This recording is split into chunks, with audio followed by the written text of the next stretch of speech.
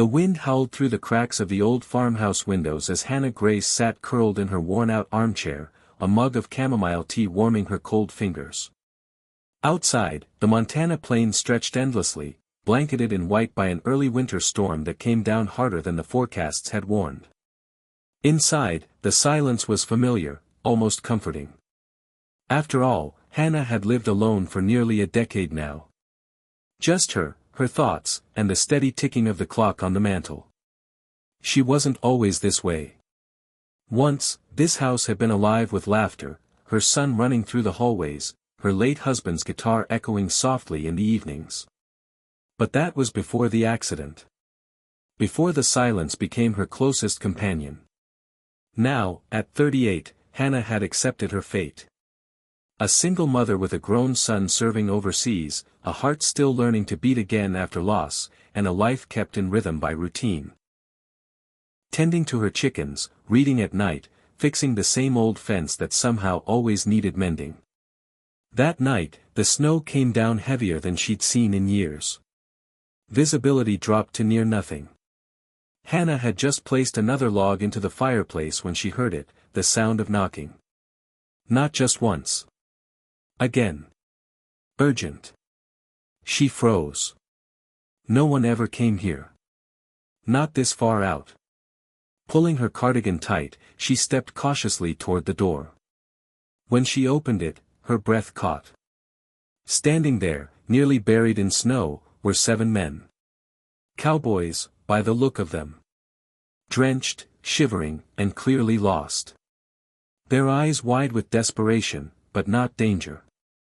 They were young, some barely more than boys, with windburned cheeks and snow-covered hats in their hands. "Ma'am," the oldest one stepped forward, maybe in his early 30s, his voice rough from the cold, "We're sorry to trouble you. Our truck slid off the road miles back. We've been walking near 6 hours. We saw the smoke from your chimney. They weren't just cold, they were frostbitten, broken, exhausted. Please," another one said, barely audible, "we just need somewhere to wait the night out. We'll be gone by morning." Hannah looked at them for a long second. Logic told her this was crazy. 7 strangers. All men. But something deeper, something older and softer, told her otherwise. She stepped back and opened the door wider. "Get inside. All of you." The warmth hit them like a wave as they filed into the old living room, one by one, stomping snow off their boots. Hannah handed out towels, old blankets, and set more logs on the fire. The house, once quiet and still, was suddenly full of life again, crackling fire, heavy breathing, whispered thanks. She made soup. Watched as they gulped it down like it was gold. She learned their names, Rhett, Caleb, Jesse, Noah, Luke, Mason, and the youngest, Eli, just 17. They were ranch hands traveling for a seasonal job when the storm took them by surprise. No cell signal. No GPS. Just miles of snow and dwindling hope.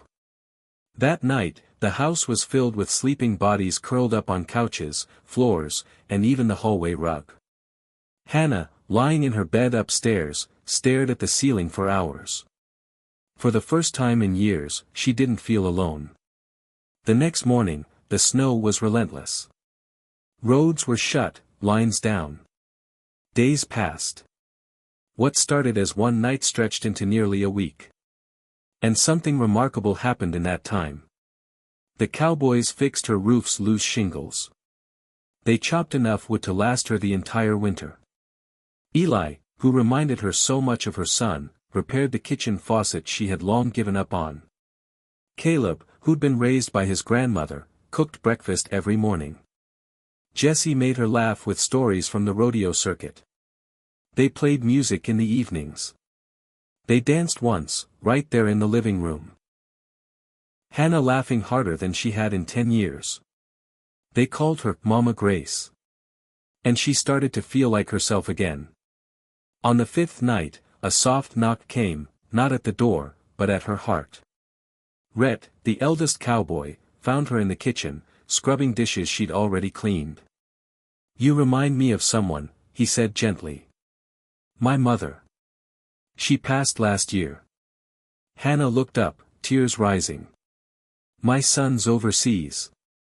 I haven't seen him in 2 years. I miss family. Silence filled the room, not awkward, but sacred. We all do, Rhett whispered. The storm finally cleared after 8 days. The roads were plowed, and a rescue team arrived. The Cowboys packed their things. They offered to pay her, to return in spring and help on her land. She refused payment, but accepted the promise to return. As they drove off, Hannah stood on her porch, hand raised in farewell, heart full. But the story didn't end there. 3 weeks later, on Christmas Eve, Hannah heard a sound again, knocking. She opened the door, expecting perhaps a neighbor with greetings. Instead, there they were. All 7. Smiling. They had brought gifts. Food. A new rocking chair. Photos of their travels. And one more thing. Eli stepped forward, holding a phone. Ma'am, your son wants to speak with you. Hannah's hands trembled as she took the phone. Mom, a familiar voice cracked through. They found me. These cowboys, your cowboys, they tracked me down through my unit. I've missed you. Tears poured down her cheeks as the phone shook in her hand. Merry Christmas, sweetheart. That spring, the boys returned to help her with the ranch. One by one, they brought more into her life, friends, family, community. Her farm thrived again. Hannah no longer spent winters alone. Her door remained open, her table always set for more. And the woman who once lived in silence became known across the valley as Mama Grace, the mother who opened her door during a storm and found a whole new family. Sometimes, when you've been alone so long that silence becomes your comfort, life sends you a knock, not to disturb your peace, but to awaken your heart. It might come wrapped in snow, wearing a cowboy hat, or speaking words your soul forgot it needed. But if you open the door, love has a way of walking back in, even if it takes 7 strangers to bring it home.